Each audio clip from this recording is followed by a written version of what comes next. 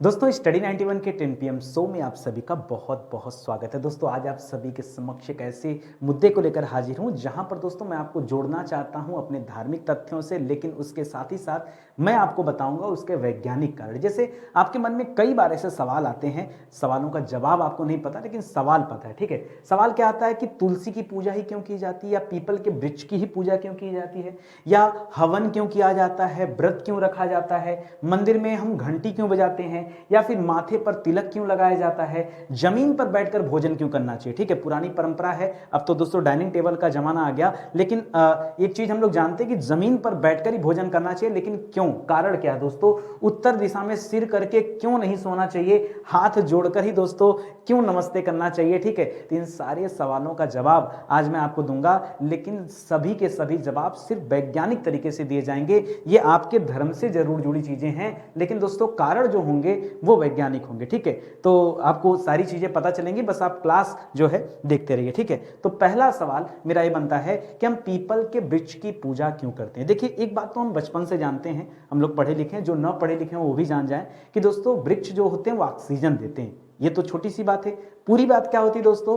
पौधे जब खाना बनाते हैं तो खाना बनाने के लिए उन्हें कार्बन डाइऑक्साइड की जरूरत पड़ती है, जल की जरूरत पड़ती है और सूर्य के प्रकाश की जरूरत पड़ती है। यही होता है ना, इस प्रकार वो खाना बनाते हैं। तो वायुमंडल से कार्बन डाइऑक्साइड ले लेते हैं और क्या कर लेते हैं दोस्तों, बदले में ऑक्सीजन दे देते हैं। इस तरह से पूरे धरती का संतुलन बना हुआ है। वरना सोचो, जितने आदमी हैं ये दिन रात हम लोग क्या कर रहे हैं, ऑक्सीजन लिए जा रहे हैं और कार्बन डाइऑक्साइड हर पल दोस्तों ये छोड़े जा रहे हैं। दुनिया में 8 बिलियन से ज्यादा आबादी हो गई है। आप सोचो कितना कार्बन डाइऑक्साइड छूट रहा होगा, लेकिन फिर भी दोस्तों ये चीजें बैलेंस है। क्यों? क्योंकि पेड़ पौधे दोस्तों इन्हें बैलेंस कर रहे हैं। ठीक है, उसके बावजूद दोस्तों कुछ ऐसे पौधे होते हैं वो जो दिन के साथ साथ रात में भी दोस्तों ऑक्सीजन छोड़ते हैं। हर पौधे नहीं, मैं कहूं दोस्तों कुछ नॉर्मल अन्य वृक्ष जो होते हैं वो रात में दोस्तों कार्बन डाइऑक्साइड छोड़ने लगते हैं। इसी वजह से कहा जाता है कि रात के समय पेड़ के नीचे नहीं सोना चाहिए। क्यों?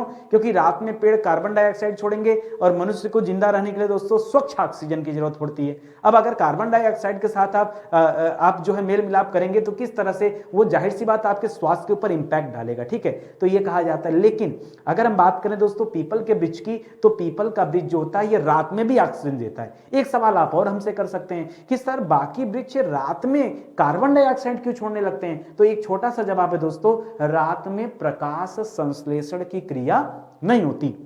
प्रकाश संश्लेषण क्या होता है भाई? इसी क्रिया के द्वारा तो पौधे खाना बनाते हैं और बदले में क्या देते हैं, ऑक्सीजन देते हैं। तो रात में सूर्य का प्रकाश तो मिलता नहीं है भाई, जल तो मिल जाएगा, बाकी चीजें मिल जाए, लेकिन सूर्य का प्रकाश कहां से मिलेगा? इस वजह से दोस्तों पौधे क्या करते हैं, वो कार्बन डाइऑक्साइड छोड़ने लगते हैं। लेकिन पीपल का पौधा एक ऐसा पौधा है दोस्तों, एक ऐसा वृक्ष है जो दिन और रात दोनों टाइम में ऑक्सीजन देता है। आप मुझे बताइए, क्या इसकी पूजा नहीं करनी चाहिए? क्या हम सारे पीपल के वृक्ष को काट दें? देखिए, हमारे लिए तो नॉर्मल भी सभी वृक्ष दोस्तों कितना अहमियत रखते हैं आप अच्छे से जानते हैं, लेकिन ऐसा वृक्ष जो दोनों टाइम दोस्तों सिर्फ ऑक्सीजन देने में लगा है, उसकी मान्यता ज्यादा होनी चाहिए कि नहीं? आप मुझे इतना बता दो। ठीक है, तो आप मुझे बताओ इसकी पूजा हम क्यों ना करें।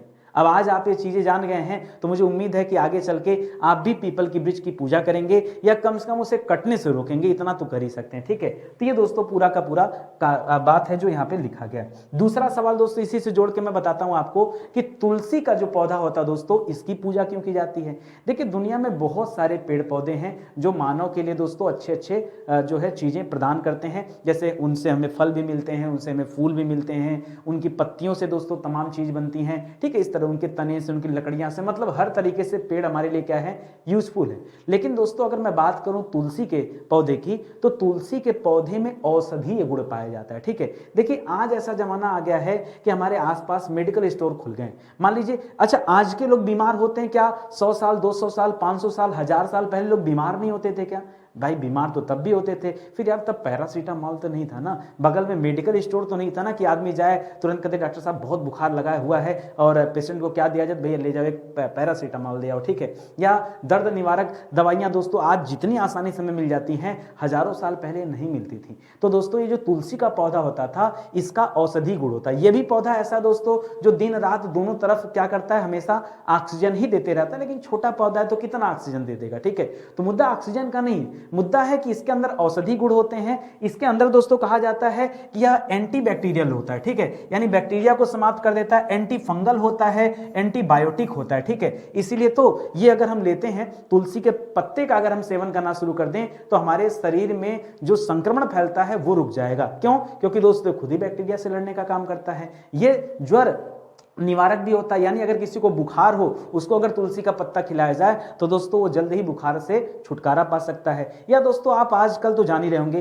कि खांसी जुकाम आम बात है, लेकिन दोस्तों जब काढ़ा वगैरह बनाते हैं तब तुलसी की पत्ती डालकर पीने से दोस्तों आपको तुरंत आराम मिल जाता है। यानी एक तरह से दोस्तों हमारे घर का मेडिकल स्टोर था, ठीक है, हमारे घर का मेडिकल स्टोर था। भाई आज आपके घर में मैं पूछूं दवाइयां क्यों रखी हैं, आप मुझे कारण बता दो ना, दवाइयां क्यों रखी? भाई आपात स्थिति में आप उन दवाइयों का उपयोग कर सकते हैं। उसी तरह से दोस्तों तब तो मेडिकल स्टोर था नहीं, इसीलिए दोस्तों ये पौधा घर में लगा दिया जाता था। एक लोटा पानी में ही दोस्तों इसका सारा काम हो जाता, आपको किसी तरह की अर्थ और पैसे खर्च करने की जरूरत नहीं थी, ठीक है। अब अलग बात है कि दोस्तों हमारे पास जगह नहीं है, चीजें नहीं है और हमें जानकारी भी नहीं है कि हमें कौन सा पौधा लगाना चाहिए नहीं। लेकिन मेरे घर में दोस्तों मेरी पत्नी ऐसी है जो शुरू से दोस्तों इस पौधे को लगा के रखी है। तुलसी का पौधा हमारे घर में है, ठीक है, और मैं चाहता हूं कि सभी के पास होना चाहिए। कारण आप देख पा रहे हैं, ठीक है, तो ये साइंटिफिक कारण है दोस्तों, ये याद रखें। इसी तरह से अगला हमारा सवाल है कि हमें हवन क्यों करना चाहिए, ठीक है।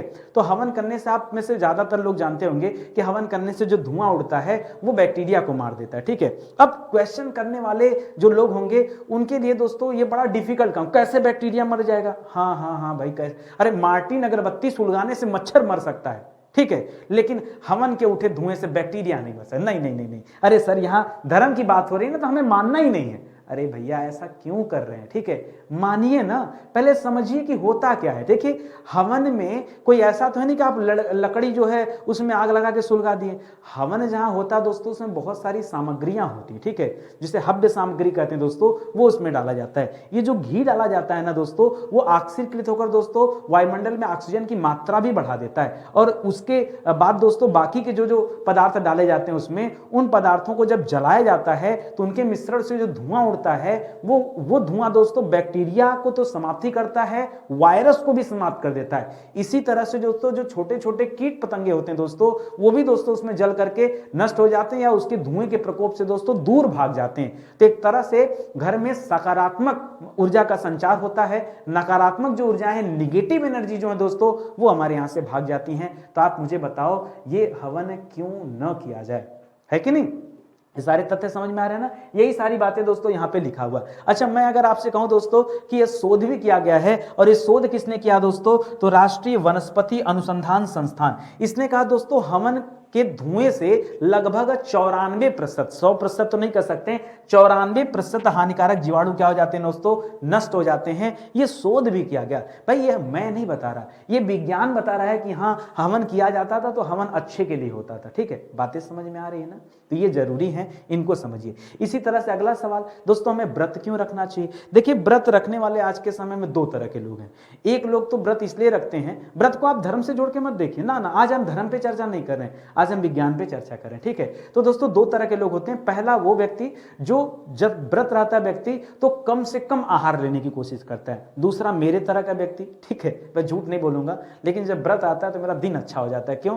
तरह तरह के जो है फल मिलते हैं, ठीक है। ऐसा नहीं कि मैं डेली नहीं खा सकता, लेकिन आदत में नहीं। अब व्रत में मजबूरी रहता है कि अन्न का ग्रहण कर नहीं सकते तो हमें फल ही लेना पड़ेगा, हमें जो है दूध में डाल के बेसैनी पीना पड़ेगा। चाय तो चलिए मिलती है, आलू मिलता है, साबूदाने की खिचड़ी मिलती है, तमाम ऐसी चीजें हैं, ठीक है, जो हमें रोजमर्रा के जीवन में नहीं मिल पाती तो उस दिन मिलती है। खैर मैं दूसरे टाइप के व्यक्ति जो होते हैं, मैं अपनी बात कर रहा हूं दोस्तों, ये दो तरह के व्यक्ति, ठीक है। अब दोनों का अपना अपना फायदा है। अब जिन्हें आहार नहीं लेना है, ठीक है, कुछ लोग ऐसे होते हैं व्रत में बड़े पाबंद होते हैं कि नहीं, हम व्रत का मतलब व्रत होता है हम किसी तरह का कोई आहार नहीं लेंगे या न्यूनतम आहार पे दोस्तों आज का हम समय बिताएंगे। उससे क्या होता है, डेली तो हम फिर खा ही रहे हैं। ये पिज्जा बर्गर मोमोज वाला जीवन है, 21वीं सदी चल रहा है, ठीक है। तो अब इस जीवन में कैसे इसको चाटुकारिता हम समाप्त कैसे करें, ठीक है। हर समय मन में दोस्तों कुछ ना कुछ अच्छा ही रहता है और इतने पकवान, इतने तरह के व्यंजन हो गए हैं, ठीक है, जिसकी हम कल्पना नहीं करते, ठीक है। तो अब घर से बाहर आपके निकलते ही दोस्तों कुछ ना कुछ चटर पटर करने का मन कर ही जाता है। तो ऐसे में जब आप व्रत रखते हैं दोस्तों तो आपकी पाचन अच्छा ये जो पेट की मशीन है दोस्तों, आखिर रोज ये एक ही काम कर रही, पचाने का काम कर रही है। आप तो फिर भी हैं कि आप हफ्ते में एक दिन छुट्टी मिल जाती है आपको, भाई हमेशा नहीं काम करते ना, सप्ताह में एक दिन छुट्टी मिल जाती है। या जो दुकान भी करते होंगे तो आप 365 दिन दुकान नहीं खोलते होंगे, कभी न कभी छुट्टी मिल जाती है ना। आप बताओ उन्होंने पेट को छुट्टी कब देते हैं? जो हमारा अमाशय है, जो भोजन को पचाने का काम करता है, हम इसको छुट्टी कब देते हैं? सर सही मायने में छुट्टी देते ही नहीं। तो दोस्तों एक तरह से अपने सिस्टम को, अपने इस पाचन क्रिया वाले सिस्टम को छुट्टी देने के लिए व्रत रखा गया, ठीक है। और दूसरा फायदा, जब आप व्रत रख लेते हैं तो भाई शरीर की ऊर्जा के लिए भाई उसे आहार तो चाहिए, तो आहार तो आपने लिया नहीं, तो दोस्तों जो फैट होता है ये वो फैट को बर्न कर देता है, यानी आपकी चर्बी उससे गलने लगती है। तो जो डाइटिंग करने वाले लोग हैं वो क्या करते हैं? वो भी तो एक तरह से व्रत ही है। जो डाइटिंग करने वाले लोग हैं वो भी एक तरह से व्रत धारण किया ना, ठीक है। क्यों? क्योंकि वो अपने फैट को गलाने में लगे, ठीक है। तो ये हो गया पहला। दूसरे वैरायटी वाला व्यक्ति जो हमारी तरह था, उसका क्या दोस्तों? डेली जीवन में जो आहार हम नहीं ले पाते, खास करके इस दिन हमें लेना पड़ता है क्योंकि बाकी सारे ऑप्शन बंद होते हैं, तो दूध मजबूरी में पीना पड़ता है। चलो दूध के बहाने ही कैल्शियम मिल गया हमें, सेब संतरा केले जो भी चीजें हैं जो व्रत में खाए जाते हैं, कम से कम वो मिल जाता है हमें खाने के लिए, ठीक है। तो इस तरह से दोस्तों बहुत सारे आहार ऐसे हैं जो हम डेली नहीं ले पाते हैं, तो व्रत के समय दोस्तों चीजें हमारे अंदर आ जाती हैं। कुल मिला जुला के दोस्तों ये इसका वैज्ञानिक कारण है। आप मुझे बताओ क्या ये सही है कि नहीं। अगला सवाल, मंदिर में घंटी क्यों बजाते हैं? अब इसके लिए समझना पड़ेगा कि घंटी बजती कैसी। मान लीजिए जब आप मंदिर में जाते हैं तो पहला काम होता है आप अपना जो है जो कुछ भी पहन के गए हैं पैर में, चाहे चप्पल हो चाहे जूते, वो आप बाहर निकाल देते हैं। आप इसका मतलब समझते हैं? ये क्यों भाई? हम चप्पल जूते पहनकर क्यों नहीं जा सकते? अब लगता है कि नहीं भगवान नाराज हो जाएंगे। ना ना ना, आज हमने कहा ना, आज हम भगवान की चर्चा नहीं करेंगे, ठीक है। जब अपने जूते चप्पल हम निकाल कर बाहर रखते हैं तो हमारा जो पैर है वो सीधे धरातल को स्पर्श करता है, ठीक है, और एक अर्थ जनरेट होता है, ठीक है। आप जरा कल्पना करना कि आखिरी टाइम आप पैदल कब चले थे, नंगे पैर कब चले थे दोस्तों? आपको याद ही नहीं आएगा। आखिरी टाइम आप घास पे कब चले थे? आपको याद ही नहीं होगा। आखिरी टाइम आपका पैर धूल को कब टच किया था? आपको याद ही नहीं होगा, ठीक है। आप एक बार सोचो आपने चला कब, नहीं ध्यान आएगा। हमेशा हम उसी में रहते हैं। तो जब हम इसे निकालते हैं तो भूमि के साथ दोस्तों एक स्पर्श बनता है। अब स्पर्श से क्या होगा ये समझिए। भूमि के साथ, मैंने यहां चप्पल निकाल दिए, अब भूमि के साथ हमारा पैर स्पर्श कर गया। अब जैसे मंदिर में प्रवेश करते हैं दोस्तों, उसके बाद क्या होता है? पैर धुलना होता है। पैर क्यों धुलना? क्यों धुलना? लगता है भगवान के समान ना। फिर से कह रहा हूं, पैर में किसी तरह की गंदगी लगी हो तो गंदगी हट जाए, ताकि पैर अच्छी तरीके से दोस्तों इस भूमि को छू सके, स्पर्श कर सके। इससे क्या होगा सर? थोड़ा आगे बढ़िए, घंटा बजाइए पहले। अब घंटा बजाने के लिए अपना हाथ उठाते हैं या ऐसे ऊपर देखते हैं, घंटे पर हाथ लगाते हैं और मारते हैं टन, ठीक है। तो दोस्तों इसके बाद क्या होता है? वो जो घंटा होता है उससे एक नाद निकलती, नाद मतलब ध्वनि। ऐसा कहा जाता है जब इस सृष्टि का निर्माण हुआ था तब भी नाद निकली थी। हे भैया, हाँ धार्मिक बातें नहीं, सृष्टि का निर्माण कब हुआ, कैसे नाद निकला, ये मैटर नहीं करता। तो हम बता रहे दोस्तों उससे नाद निकलती है, एक ध्वनि निकलती है। वो जो ध्वनि होती है दोस्तों, वो हमारे इस यहां सर पर दोस्तों चक्र होता है, ठीक है। पूरे शरीर में ऐसे कई चक्र होते हैं, तो जो सर पर चक्र होता है दोस्तों उसे कहा जाता है सहस्त्रार चक्र, ठीक है।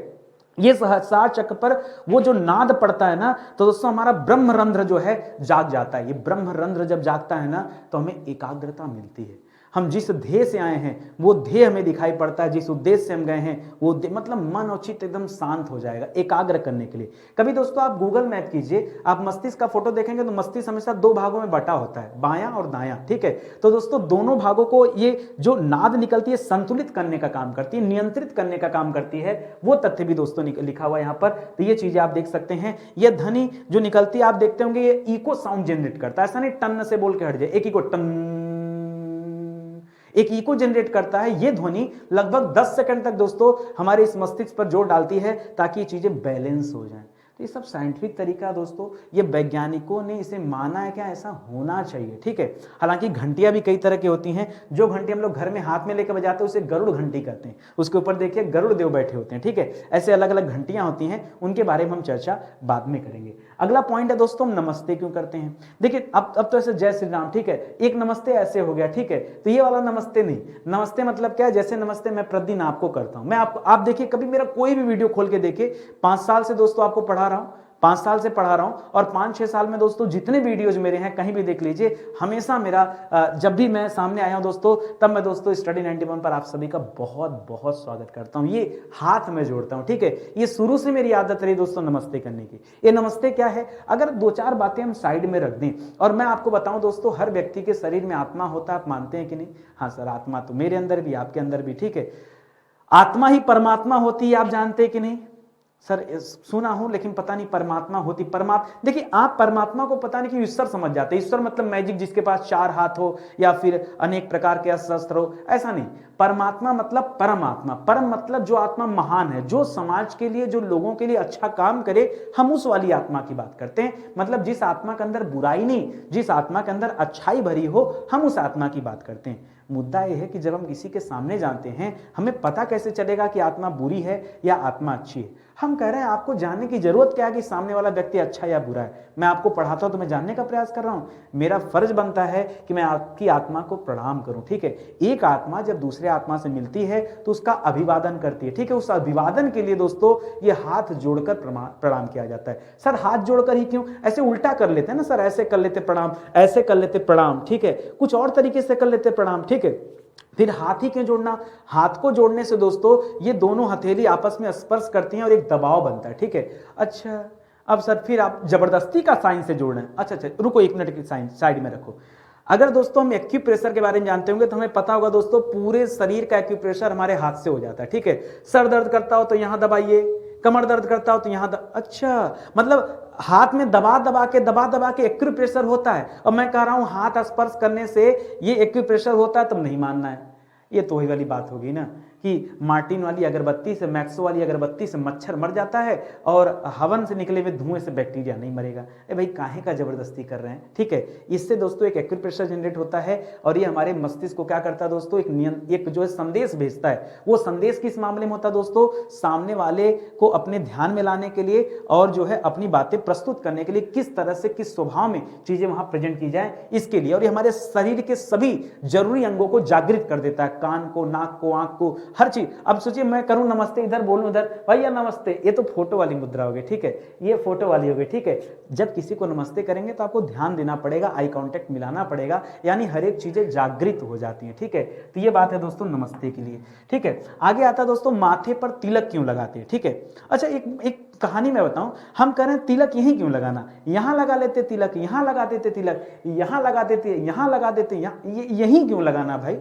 आता होगा ऐसे उठ पटांग विचार ना, बिल्कुल सही विचार आना चाहिए। देखिए इसलिए क्योंकि दोस्तों माथे के ठीक बीच में आज्ञा चक्र होता है। ऐसे शरीर में कई चक्र होते हैं, मैं एक दिन वीडियो बना के बताऊंगा आपको, ठीक है, ये चक्र क्या होता है। तो यहाँ पर आज्ञा चक्र होता है, इसे गुरु चक्र भी कहा जाता है। जब कोई यहाँ पर स्पर्श करता है तो गुरु चक्र दब जाता है। जैसे ये जो आप ट्यूबलाइट ऑन करते हैं उसके लिए बटन दबाते हैं ना, वैसा ही बटन होता है। जब इसको आप दबाते हैं, प्रेस करते हैं तो आज्ञा चक्र जागृत हो जाता है, ठीक है। और ये जो चंदन लगाने की प्रक्रिया थी दोस्तों, तिलक लगाने की प्रक्रिया थी, शुरुआत में चंदन लगाया जाता है तो चंदन से दिमाग को शांति मिलती थी।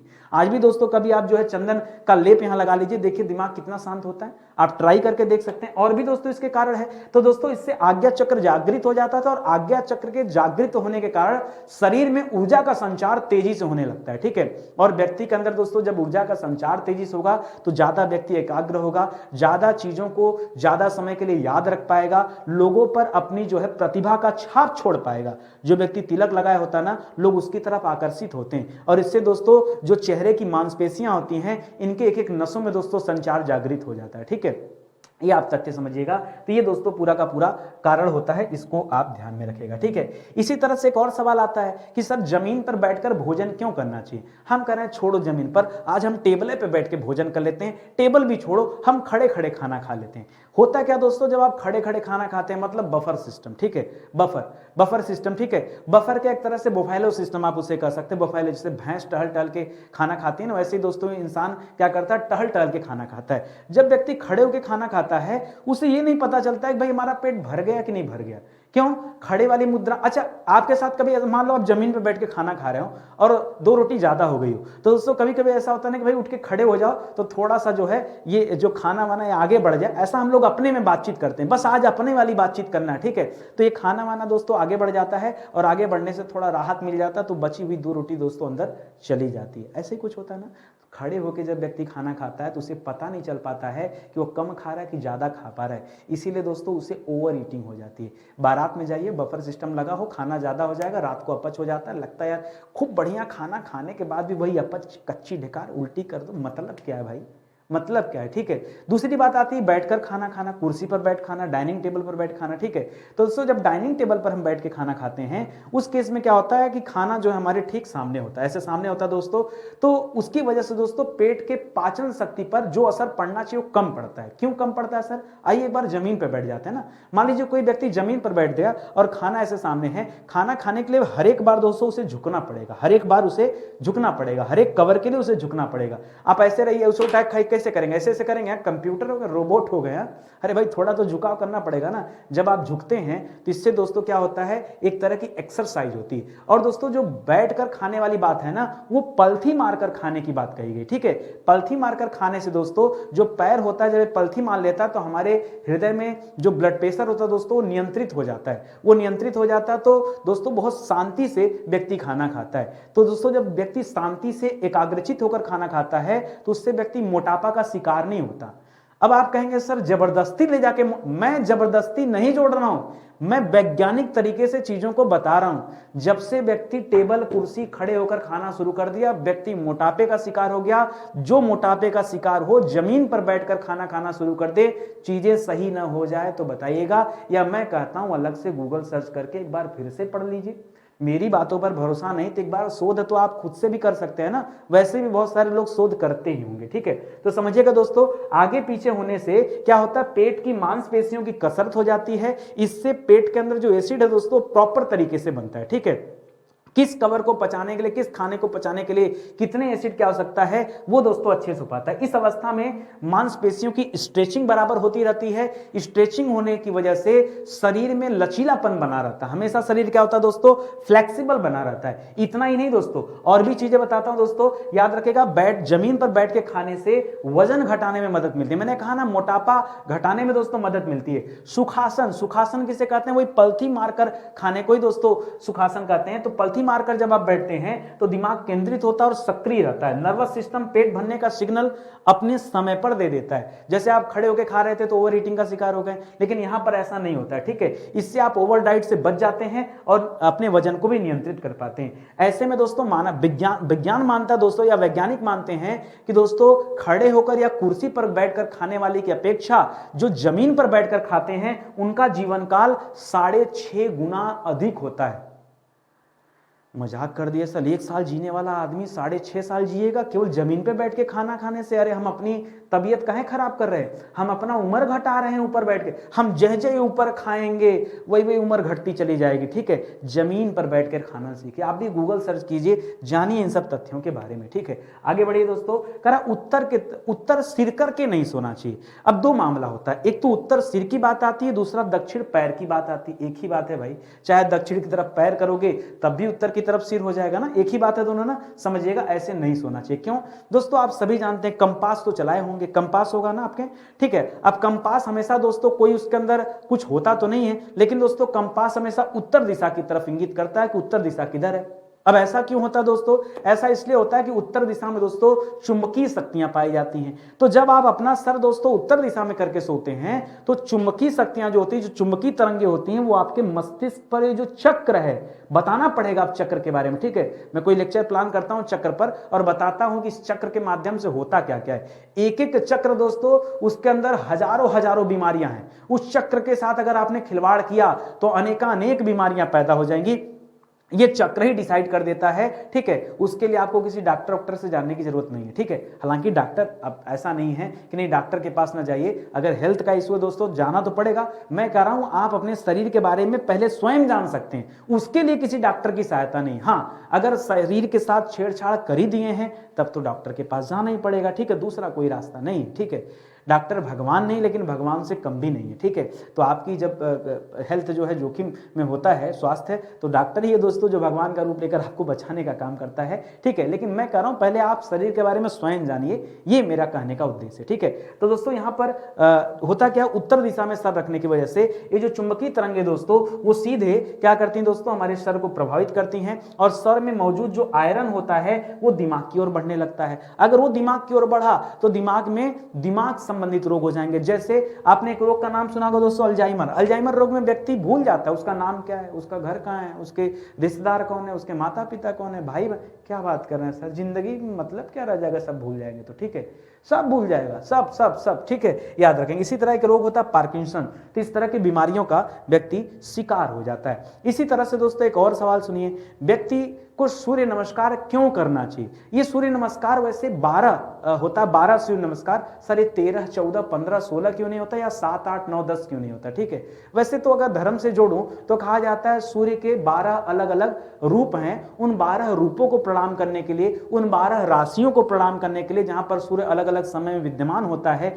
इसलिए दोस्तों 12 सूर्य नमस्कार बने हुए हैं। खैर आज हम धर्म की बात नहीं कर रहे हैं, हम बात कर रहे हैं वैज्ञानिक तरीके से, ठीक है। तो दोस्तों ये जो सूर्य नमस्कार होता है, ये सूर्य नमस्कार एक तरह का योगासन है। इसमें आप अपने शरीर के हर एक भाग का क्या करते हैं, योग करते हैं, और योग के माध्यम से दोस्तों आप क्या करते हैं, जैसे मान लीजिए अलग अलग तरीके से, मान लीजिए ये आसन है, ठीक है, अलग अलग आसन है, उस आसन के माध्यम से दोस्तों आपकी जो अस्थियां हैं वो खुल जाती हैं, ठीक है, वो मांसपेशियों के साथ जो जकड़न हो जाती है दोस्तों, जकड़न से वो दूर निकलती हैं, याद रखिए। और इसके वजह से बहुत फायदा होता है। पहला फायदा, सबसे बड़ा फायदा वो तो ये दोस्तों कि सूर्य नमस्कार करने के लिए सूर्य की किरण में आप बैठेंगे, और दोस्तों दिक्कत ये है कि हम और आप ऑफिस वाले आदमी, ठीक है, या तो 9-10 बजे सो के उठते हैं, रात में वेब सीरीज भी देखना है, पिक्चर भी देखना है, फेसबुक भी चलाना है, स्टेटस भी देखना है, कहाँ सर जल्दी सो पाते हैं, ठीक है। अब लेट सोएंगे तो लेट उठेंगे, ठीक है, क्योंकि विज्ञान कहता है दोस्तों कि 8 घंटा नींद भी होनी चाहिए। तो सर 2 बजे सोते हैं तो उसी हिसाब से सर अब 8 घंटा नींद होनी चाहिए, तो कम से कम बहुत डिस्काउंट करके सर 7 घंटा नींद तो ले लेंगे, तो 7 2 9 बजे सर उठेंगे सुबह, और 9 बजे उठेंगे तो काम कैसे होगा, ठीक है। तो जो व्यक्ति सूर्य नमस्कार करता है सबसे पहले सूर्य की किरण में करता है दोस्तों। सूर्य की किरण से दोस्तों हमें विटामिन डी प्राप्त होता है। विटामिन डी हमारे हड्डियों को मजबूत करता है, तो सबसे बड़ी बात तो दोस्तों हड्डियों को मजबूत करने के लिए विटामिन डी मिल गया। इसी तरह से दोस्तों पेट कम होता है, जब योगा करेंगे, योगासन करेंगे, तो जाहिर सी बात है पेट तो कम होना ही है। पाचन क्रिया अच्छी हो जाती है, हड्डी और मांसपेशियों को मजबूती मिलती है। महिलाओं का दोस्तों जो मासिक धर्म होता है दोस्तों वो रेगुलर हो जाता है। इसी तरह से मानसिक और शारीरिक शांति भी आपको मिलती है, ठीक है। तो कभी विस्तार से हम चर्चा करेंगे, आज तो मोटी मोटा आपको ये बताना था कि नहीं किस तरह से धार्मिक तथ्यों को जोड़कर आपको वैज्ञानिक रहस्य सुलझाने थे, ठीक है, या धार्मिक रहस्य को सुलझाने के लिए वैज्ञानिक तरीके को अपनाया गया, जरा वो समझिए, ठीक है। तो धर्म में जो कुछ बातें लिखी गई हैं, ये हो सकता है कि आप उसके बारे में न जानते हो, लेकिन न जानने का मतलब नहीं है कि चीजें गलत हैं, ठीक है, चीजें सही हैं, बस हमें शोध करना पड़ेगा कि कोई चीज क्यों लिखी गई है, ठीक है। तो इसी तरह से दोस्तों आगे भी मैं एंटीक वीडियोज आपको देता रहूंगा। बहुत सारे वीडियोज मैंने पहले भी बना के दिए आप सभी को। एक अनटोल्ड स्टोरी का दोस्तों प्लेलिस्ट होगा, या फिर अभी आपके सामने जो स्क्रीन पे दिख रहा होगा यहाँ, तो यहाँ पर दोस्तों एक अनटोल्ड स्टोरी का एक प्लेलिस्ट होगा, यहाँ पे आप क्लिक कीजिए तो हमारे अलग अलग वीडियोस को भी देख पाएंगे, ठीक है। चलिए आज का सेशन फिलहाल यही समाप्त होता है, मिलते हैं अगले वीडियो में, तब तक के लिए बहुत बहुत धन्यवाद आप सभी का। जय हिंद, जय Bharat, thank you so much. एक बार आप सभी आत्माओं को हृदय से प्रणाम, ठीक है, नमस्कार, धन्यवाद, जय हिंद, जय भारत।